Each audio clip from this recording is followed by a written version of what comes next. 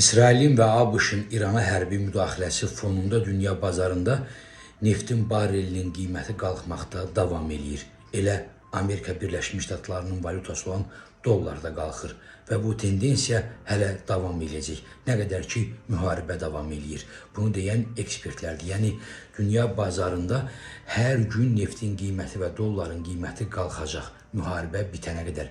Müharibə bitdikdən sonra isə Amerikanın neft strategiyası məlumdur. Trump istəyir ki, onun ölkəsi üçün ucuz neft və ucuz dollar olsun. Belə olacağı təqdirdə isə Amerika dünya bazarında neftin qiymətini 45 dollara qədər sala bilər. Çünki o, dünyadakı bütün neft ehtiyatlarına o zaman rəhbərlik eləmiş olacaq. Ələ keçirdiyi Venezuela'dan sonra İran da onun əlində olacaq. Müharibə də məhz bunun üçündür. Bunu deyən də ekspertlərdir. Yəni Amerika, Trump əsasən öz ölkəsi üçün çalışır. Çalışır ki, ölkəsi ucuz dollar və ucuz neftdən istifadə eləsin. Qeyd edeyim ki, Azərbaycan hal-hazırda dövlət büdcəsində neftin bir barelinin qiymətini 65 dollar kimi göstərib.